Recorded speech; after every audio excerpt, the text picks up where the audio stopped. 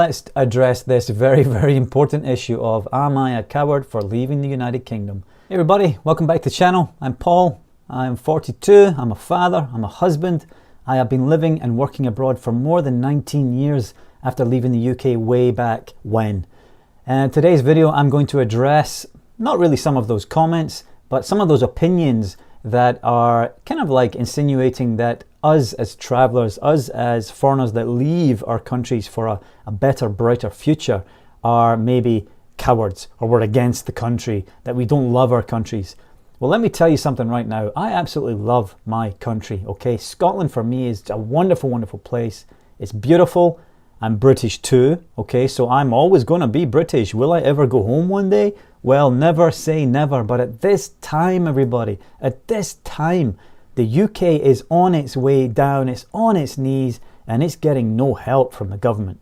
So let's begin with the good, okay, about the UK. I have got a lot of bad to say today, but let's begin with the good. Now, the good, in my opinion, is the British people. Okay, now the reason that I'm saying that is because we have something called resilience. It's the same resilience that I had to leave the country. You have the same resilience to stay there every single day, despite what's going on, despite the environment, despite the government that's clearly failing you and failing us. You're still there trying to fight and claw your way every single day. I salute you, okay? I think that resilience is commendable.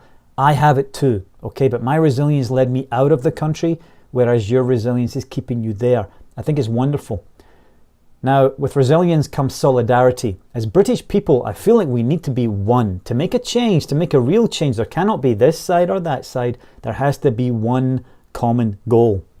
And that goal should be the government, because they're the real enemies here, folks, the government. Going back to resilience and solidarity, I think it's amazing what's happening these days in the UK with it, as far as volunteer work, as far as charitable help, as far as people working for food banks, trying to help the homeless.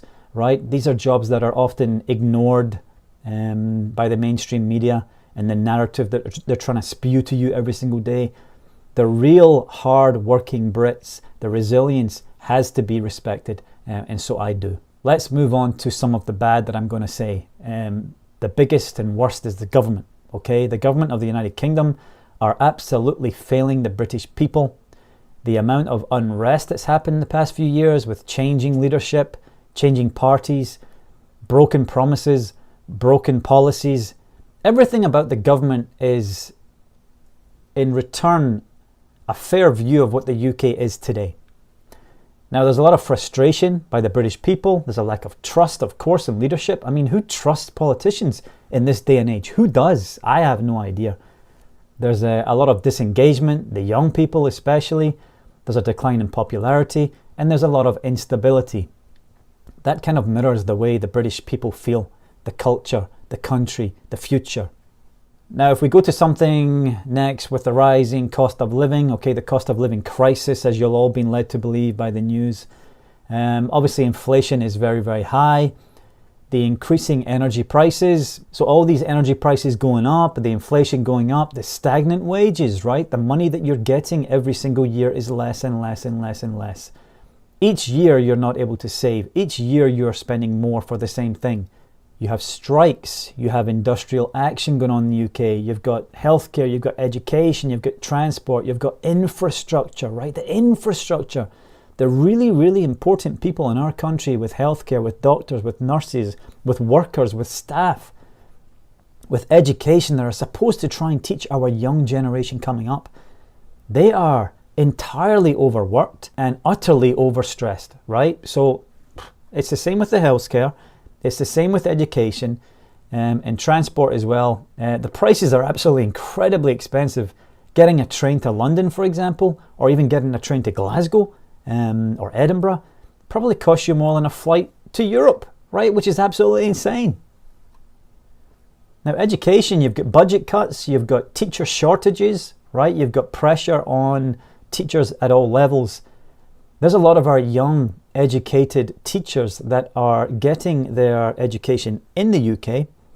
They are getting their 1 or 2 years experience so that they can be, legally recognized as a teacher, and then they're going abroad to the Middle East, for example, to Dubai, to Qatar. They're getting much better incentives, they're getting better wages, they're being treated fairly, and maybe the environment for them is better than it is in the UK. This problem is systematic of the whole country. And the problems that we have right now are that those that are staying there, those teachers, those medical workers that are staying there, are exhausted. They're completely disillusioned. There's no attachment. There's nothing in common between them and the British government. Absolutely nothing. So it's like a ticking time bomb. And it's only a matter of months or maybe a year or two until they go out of the country as well. Housing crisis, folks, right? Unaffordable housing, crazy rental prices, a shortage of social housing. All of these things have been in the UK for a long, long time, right? Let's go back to the 70s, the 80s. It was there. There's people on the streets in London, for example, can't afford to stay. And it's nothing new, and it's a constant case of the government and the local councils being unable to help, unable to provide. Citizens feel priced out of the market. A lot of the people that used to come up to Scotland were from southern England, because obviously housing prices in southern England are a lot higher than they are in the northern regions of England or even Scotland. So that in its own case was creating this kind of environment of cheaper housing, higher up the country you go. That's not the case anymore. Houses in northern England or in Scotland are also expensive now. So what do people do? How are they supposed to get accommodation? How are they supposed to get housing when the queue in the backlog is absolutely insane? This is also my problem with the UK. Let's go to the NHS, right? This is a public company, right? But has been privately sold. Parts of it have been privately sold in recent history. And the NHS we see today to the NHS we see all the way back when it first formed is completely and utterly different. It's lost its way, it's lost its goal, its mission statement is completely false now, it's probably completely different. You are unable to get dentistry help, you're unable to get surgery, you're unable to get seen within 2 or 3 weeks probably at this moment in time in the UK. The queues are crazy. I don't even know how it works anymore, but supposedly you call on a phone. My mum told me. It used to be a case where you go to your local clinic, right, and you get seen by the GP on the day, and you would get your medication and you'd be okay, right? But now you're having to call a hotline. Maybe this hotline was brought in during COVID. Well, what the hell is it still doing there, right? COVID's long gone. To get into a more serious point about NHS, short-staffed, right? There's long waiting queues, there's burnout, underpaid doctors, underpaid nurses that are leaving the United Kingdom. So you're getting like a brain drain. This is what's happening in the UK, a brain drain of teachers, of nurses, of doctors, qualified people that are so disillusioned from the United Kingdom that they're leaving for pastures greener, okay? So who's replacing them? That's the issue as well. Job market anxiety. I can relate to this entirely as a newly graduated student with a BA in business. Absolutely no opportunity for me in Scotland. Nothing at the time without your experience. There's no need for you. There's no want for you, even though at that time you went through the strain of getting that degree, of getting qualified. So as their graduation approaches, where's the hope, right? There has to be more than just getting a dead-end job on the basic minimum wage with degrees, with master's degrees. What's the point in getting educated if that's the case? There's also that other option, that golden door where the key opens it and everything opens up, where there's a different reality outside of the UK. People will respect your degree, people will respect your master's degree, and they will treat you accordingly as well, and opportunities will come. So the issue with the UK right now is, job market. Where are the opportunities in the UK? For the young people, for the middle-aged, whatever it may be, where are the opportunities? And what I don't think the UK seems to understand is the most important generation is the next generation, right? Because for your country to have a future, for your country to change, we have to educate and teach and inspire and motivate that younger generation coming up. Is it there right now in the UK? Are we inspiring them? Are we motivating them? Are we teaching them? Are we giving them the skills that they need to make a difference for our country in the future? I don't think so. What I think that I'm seeing right now is we are motivating them to leave the country That's what I think I'm seeing right now. Let's address this very, very important issue of, am I a coward for leaving the United Kingdom? Well, I'll tell you something right now. At 23 years of age, to be dealt with rejection when you're just qualified with a BA in business, it's pretty heartbreaking stuff, especially in a small country like Scotland, because you think to yourself, I'm going to have a chance, I'm going to have some opportunities. There was nothing on the table. What am I supposed to do?